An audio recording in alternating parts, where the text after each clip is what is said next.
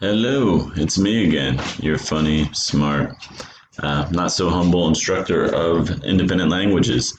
And I am here to show you how you can access your progress reports to make sure um, you are following and making progress through the course that you will get the credit by the end of the year.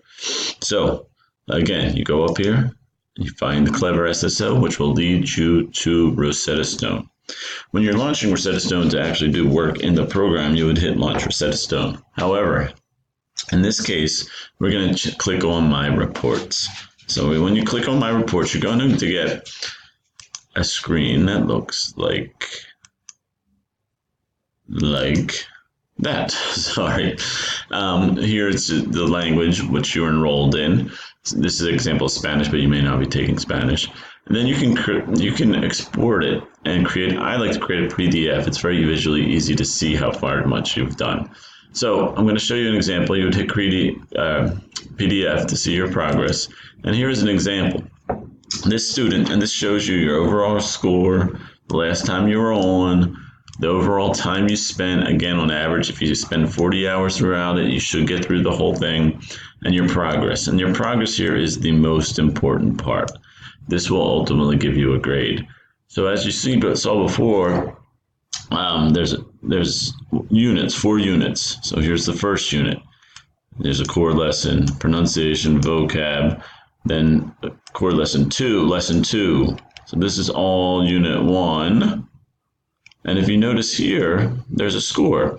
And you don't have to, it should be green. Green is good. And here there's numbers. And this gives you an overall score, which is nice. But what you're interested in is your progress. And that is based on how much you have completed.